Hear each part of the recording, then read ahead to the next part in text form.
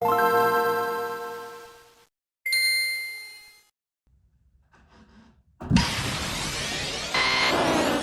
you like Pokemon? Name 3. 100. As a kid I was consuming Pokemon stuff. I was eating that up. Played the games, watched the show, had the cards, printing off coloring pages, man. I was playing Pokemon Pinball on my original GBA on the way to morning hockey practice. Love of Pokemon doesn't really need to be justified these days. But I want to take another look back on some movies I've watched a million times. The original 6 Pokemon movies. I did have 3 on VHS at the time, but the other 3 I've definitely seen, but only ever saw them when they were on TV. So without wasting any more time making this intro any longer than it needs to be, were these movies as good as I remembered? Or is my brain once again blinding me from nostalgia? Let's go.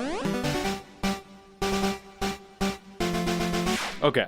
This movie kinda rips. I want to start by saying you might already know this existed, but I was surprised. There's an extended intro to this movie. I had no idea this was even made. I had it on VHS, so after the short, The Pikachu's Vacation, it just went to the older Mewtwo's monologue in the lab. That was really cool to see. It does drag a bit though, so I think it was fine to cut it. So we open with some archaeologist type homies investigating some ruins. We learn that they've been hired by Team Rocket leader Giovanni to look for DNA of the legendary Pokemon Mew, so they can use it to clone a new guy who will be even stronger. This intro is beautiful too, by the way. Cut to that Mewtwo monologue. He gets upset when he finds out that he's just an experiment to them and he destroys the lab. We dreamed of creating the world's strongest Pokemon. And we succeeded. Giovanni then shows up and convinces him he can help find him a purpose through his training. But I see you as a valuable partner. After a montage of him bodying absolutely everyone, Mewtwo realizes this is definitely not his purpose as Giovanni just sees him as a servant. Mewtwo levels another laboratory and claims he wants to take over the world. Classic. The reign of Mewtwo will soon begin. We then cut to Ash and friends hanging out when a Dragonite delivery man shows up, and I'm just enamored with him. Look at his little bag.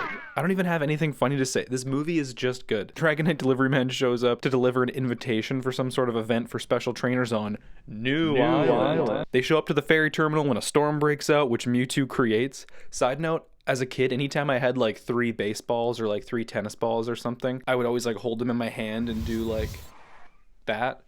Always thought I looked like Mewtwo. Anyway, so he causes the storm. The bravest of the trainers use their Pokemon to get through the storm, all a part of Mewtwo's plan. Also, we get these introductions of all the trainers when we get there. They show off their parties. I still name my starters Brute Root and Shell Shocker after these guys. Mewtwo then shows up to reveal it was all a trick just to get them there so he could capture all their Pokemon and I guess kill them? So they fight back and Mewtwo once again demonstrates his strength. There's a really good bit from Ash doing his best to protect Pikachu. Gut-wrenching. Ash frees all the captured Pokemon, all the clones fight each other, and I know it's more poetic this way, the way that they like the clones fight the originals, but I just always thought it'd be really funny if Mewtwo like type matched them. Oh, Charizard, you're gonna miss your stab this way. Anyways, and the most famous scene in this movie happens when Ash gets in between the big battle between Mew and Mewtwo. I didn't even write a script for this part. This is killer. I sobbed. Like, I literally wrote no notes for this. I just kind of got to remember. Mewtwo then sees, like, a good side of humanity, realizes his mistakes, and realizes I should just let life go on. I see now that the circumstances of one's birth are irrelevant. It is what you do with the gift of life that determines who you are. And that Pokemon and man can live in harmony. And, I don't know, friendship or whatever. This movie's perfect. I really don't know what else to say. This lunch is gonna be just perfect for you, Ash. It's my lazy boy no-chew stew. Next movie. Okay, so this one has a cool premise, but they completely whiffed on the execution. This guy, whose name I don't even remember, like that's how important he is, wants to capture all the legendary birds to anger the big bird, and then also capture him.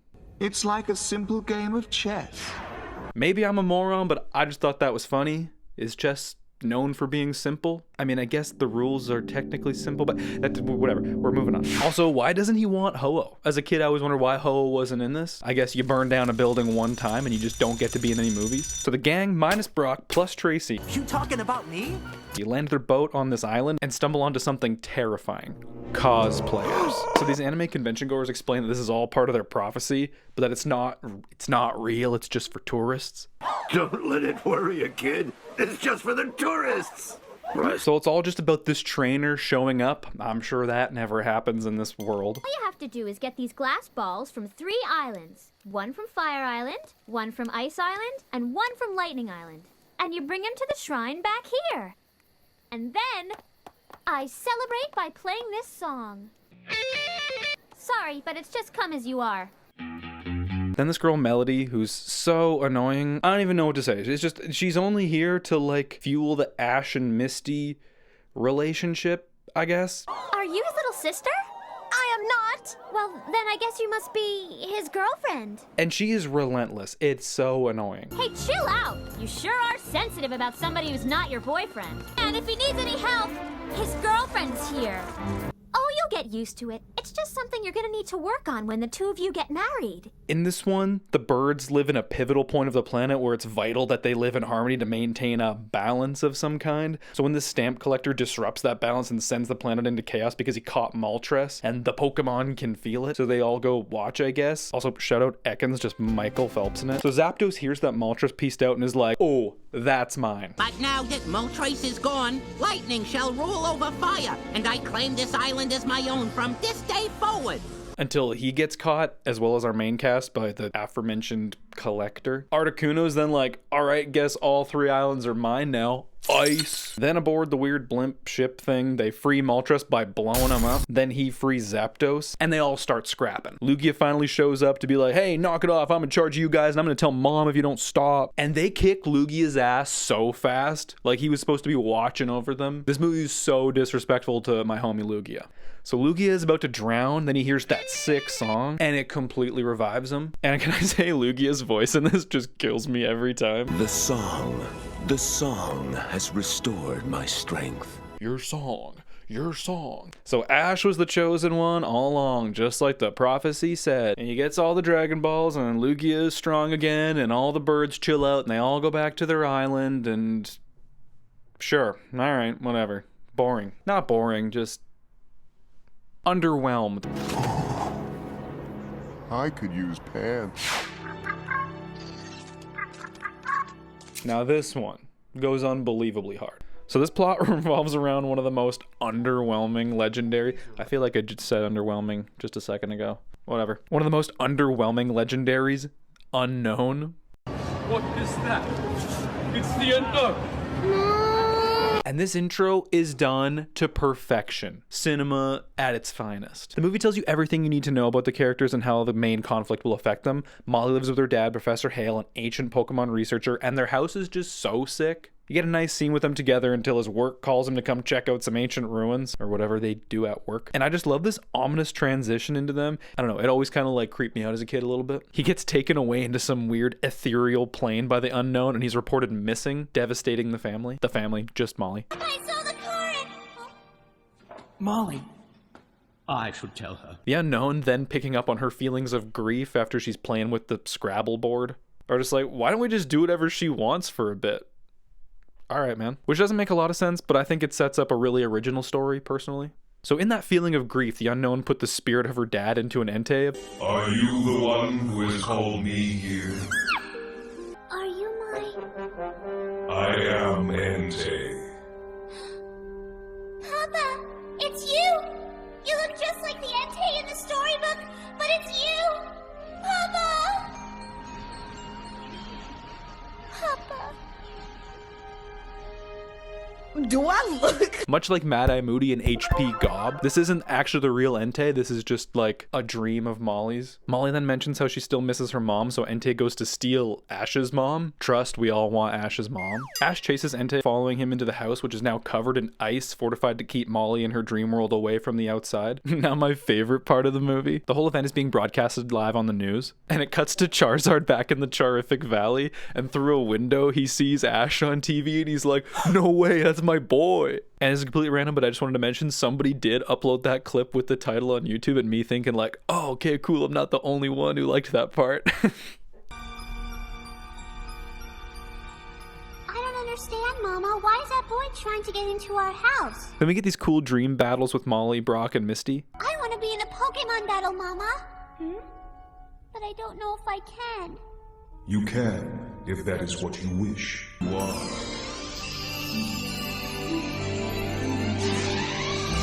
I do, Papa! But all of Molly's Pokemon are on PEDs, which we all know stands for pretty effective dreams. Entei tries to kill Ash, Charizard saves him, then hits an emote. Molly realizes the illusions created by the unknown are not as fulfilling as the real connections with your family, friends, and Pokemon. So Entei stops trying to kill Ash, but then Entei still has to defeat the unknown, which is my only hang up with the unknown in this movie. Again, I still think the story's really original and really cool, but some of it just doesn't quite make sense to me. Maybe I'm stupid. Sound off. Story great, I love it, but when you think about it, the unknown take her dad away, feel the sadness from her missing him, give her everything she wants as she deals with the grief that they caused, and then when she decides she just wants it all to stop, they're like, actually you're still gonna need to stop us. Then Molly defeats them with the Entei that they created that's using their power simply because that was her wish. A little odd, still amazing, love this one. Are they Pokemon? They kind of look like alphabet soup without the soup. If you're still watching this, thank you so much. I really, really appreciate it. I think I said in the last video, I literally only made the last one to make 2 of my friends laugh. But just seeing so much positive reception on it, I really super appreciate anybody not even just leaving a comment, but watching it just in general. So thank you so much, and that's why I'm going to continue to have fun making these. Also, drop your favorite Pokemon in the comments below. I promise it's not just for engagement. All right, next movie. This one's fine. I'd call it a lukewarm effort.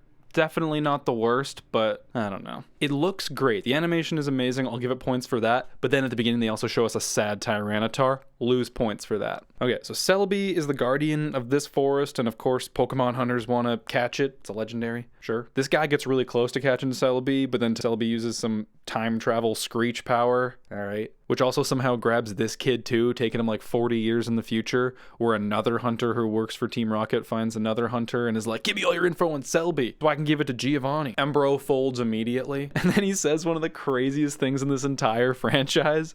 The Pokemon I catch with a Dark Ball become evil Pokemon, and their power instantly increases to the highest level.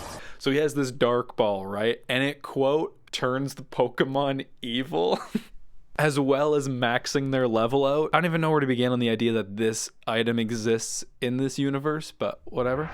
I'm gonna stop you for a second, editing the video right now.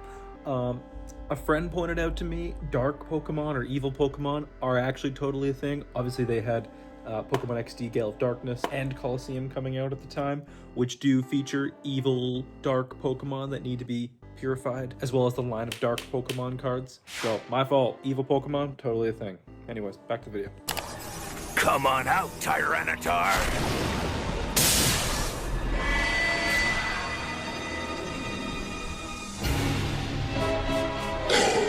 Okay, so our homies, of course, show up to this forest and they run into Marty McFly, right? Is that the best time travel joke name? Marty McFly. And he's all worried about Celebi. And Bro moves on so fast from the fact that he's missed the last 40 years. Hey, I didn't mean to make you feel bad, Sam. Honest, I didn't. That's okay. I think I'll like living in the future, but it'll take some getting used to. Yeah, probably. But then I think about my mother worrying about me and wondering where I am. And I wonder if she still wonders. Yeah, dude. I think she thought about you once or twice. Anyways, moving on. So they find Celebi, then immediately the rare hunter shows up. Who are you? A Pokemon lover. A Pokemon lover. Well, I'm Brock. I'm a Pokemon breeder. Meh. They get away. Celebi's all tired, so the bouncer Stantler lets them in, lets them through to this mystical lake. Hey, do you think this could be the Lake of Life that Diana's grandmother was talking about? I'm gonna guess, yup. Lake heals Celebi. Bad guy comes back, captures Celebi, and uses it to power this weird forest mech thing that actually looks pretty freaky. Looks like that one Digimon. If you know what I mean? This guy's motivations kind of confuse me. I feel like I'm saying that these movies confuse me a lot. I'm not that stupid, I promise. So he wants Celebi for his boss, and now that he has Celebi, he's like, why would I give it away? That makes sense. Typical villain arc. I can overthrow him. But then he's also like, let's just destroy this ecosystem and kill all the Pokemon and the people in the village. Yeah, sure, dude, that's your prerogative, I guess. Anyways, they pull Celebi out of it, and Celebi is not looking so good. So they dunk him in the water again. Bro's cuffs are not going to be bone dry. Everything's coming up Millhouse. But it doesn't work. Stop, he's going to choke. Cut to the Jason jump scare from the rare hunter. And then Suicune shows up to purify the water so they can dunk Celebi again and save the day. Now it's time for everyone to go home. Can you really bring me back, Celebi? Yeah, Celebi brought you here. I'm pretty sure it's got the power to take you back. Anyways, they're sad to leave their new friend, but wish him well. I actually completely forgot about this ending. Caught me completely off guard. It's me again, still editing. The English version of this movie has a completely different ending than the Japanese one. In the English one, it's revealed at the end that Sam is actually a young Professor Oak. In the Japanese version, that just straight up does not happen. So I'm going to talk as if the movie had the ending that I'm used to. Anyways, that's it. Although it makes me rethink every action that Ash and Professor Oak had in the show, I did think it was cool. Moving on. I love what I see here. My name's Brock, and I'm studying to become a Pokemon breeder, but my specialty is human relations. Oh? This one was the most surprising to me because I had this one on VHS. Like, I watched this one a lot. And it was definitely the worst one so far. I'm back again, hopefully for the last time. But the Japanese intro to this movie is also like about 20 seconds longer. It has a little storybook intro. And I just thought that was cool and I wanted to point it out. That's all. Back to the video. This one opens right away to this Venice-inspired city of Altamar. Lots of canals. So we get an intro of our main villains, Rocket Grunts Annie and Oakley, who want to steal this hidden jewel somewhere in the city called the Soul Dew, which is being guarded by protectors of the city, Latios and Latias. And so maybe after the sickest intro of all the films, I literally love this part, we learn about said protectors from Ross, the guy that they just beat in this race. I guess we never see him because things were always so peaceful around here, we haven't really needed their protection. Way to jinx it, Roscoe. So Ash runs into this girl who's acting a little bit strange, which is then revealed to us by Annie and Oakley that it's actually Latias. And they try to catch her for Giovanni, I guess, vaguely. Speaking of Latios, we have to remember to capture those Pokemon for Giovanni. Oh yeah, right. Also, this may be my least favorite part about the movie, but there's these empty 3D rendered backgrounds, and if you look in the movie, like lots of the times they'll use like these 3D rendered backgrounds and then like put 2D elements over it. And lots of the times it looks really seamless and it looks really, really good. But these ones are so lazy and they reuse it and they go on for so long and they repeat it again to fill time. That's a cinema sin. So they're chasing them down and Ariados is just huffing it, trying to keep up with them getting away. Ash ends up at this museum and we learn the history of the town when it was terrorized by ancient Pokemon Aerodactyl and Kabutops. And now they're just fossils on the floor and people can just walk on them, I guess. Anyways, Ash sees the girl again, except she has no idea who he is. He follows her into this secret courtyard. And we then meet Bianca, who along with her grandfather are caretakers of some kind for the Guardians. I don't know. Friends, caretaker, who knows? And she wants his ass dead. Oh, really? All right, Latios. Get him! That's enough! Bianca. She then gets over it instantly because Latias likes him. They also then tell Ash everything about the Soul Dew and the weapon that can destroy the city. And maybe I'm being mean here, but as far as cities go, I would put this on the easier to destroy side. That's just me. So anyways, not much happens for the rest of this. I'm just annoyed because Annie and Oakley just show up and start doing whatever. They want to steal the jewel and maybe catch the Pokemon if possible. They steal the jewel with no effort. And then Oakley's like, let's go to that museum and test this sucker out. Even though Annie's like, we have the jewel, let's just leave. But then Oakley goes crazy mode and decides she's gonna fire up the juggler from Spy Kids, which you have to sit in to operate and it juggles you. It juggles you. She resurrects the fossils, locks the city down, catches Latios, and then summons a tsunami to drown everyone in the city. Jesus Christ. What do you even have against these people? You have the jewel. I can control the whole world from in here. Or maybe just like the water around the city are about to level. Even Annie's confused. Look, Pops, I don't care if your town dries up. With this machine, I have the power to control the entire world if I want to. Oakley? So once they attack the machine to save the day, it malfunctions with Annie inside it. But at the end of the day, the water is just too devastating. So Latios kills himself to stop it, which is noble, but Jesus, man. He actually dies, no fake out. Whatever, this one still doesn't make any sense to me, and it was actually a pain to watch. And at the end, you get this little clip of Oakley being like, hey man, you don't even know what that power will do to you. We just wanted to tell you something about the shirt you're wearing. It's last year's color. Alright, let's be done with this. I loathe this film. First off, new generation, so no more Misty, and in her place we get May and Max.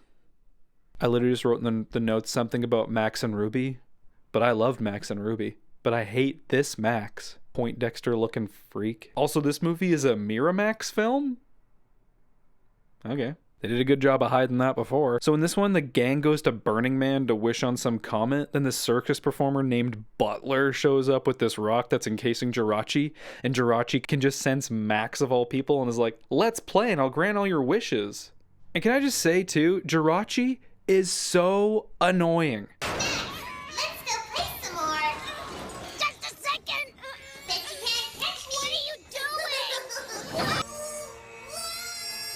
And the only break we get from that voice is May's singing, which also, they just do this way too often. And I just don't care, frankly. And so anyways, this emo unicorn Absol shows up. It's a Pokemon that appears only before a great tragedy.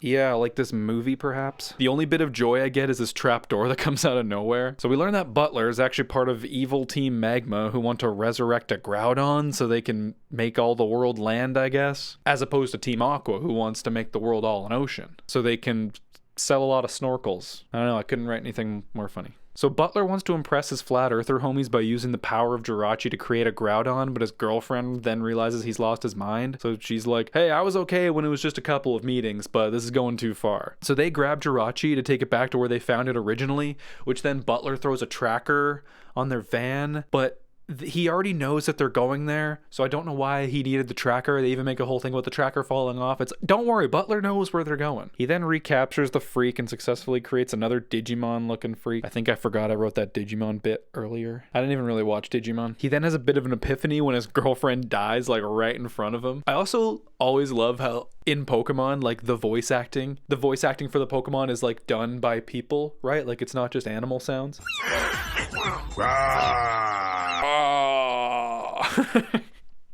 But this one's just a straight up elephant. Anyways, they defeat it, thank God. And even more sick, Max and Jirachi break up. That was easily the worst one, but I was also kind of phasing out of Pokemon at this point, so maybe I just didn't care as much. Is this an illusion or am I just seeing things? This all could have been just another trick by that magician. Mini game. Also, with all the home releases of these movies, they also came with a 20 to 30 minute short at the beginning or end. So I'm gonna rank all those really quick. Okay, worst one, Pokemon Go Dance. Waste of time even for me. Next, Rescue Adventure. The animation is weirdly bad in this one. Story's kind of boring too. Peekaboo, more like Pika 2+2. 4th place. Bronze medal. Pikachu's Vacation. Solid, but minus points for crying Charizard. Don't make him sad. 2nd place. Camp Pikachu. No complaints. No complaints. It's good. The best one, surprisingly to me, the Pichu Brothers. I remember not really liking this one when I was younger, but it has the best animation, the most solid story, and I like that they throw a party at the end for all the Pokemon to show that they love them. Yeah. Nice. All right. That was it. I didn't really plan an outro.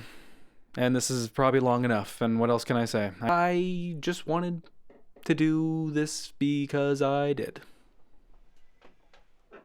I don't really ever know how to end these.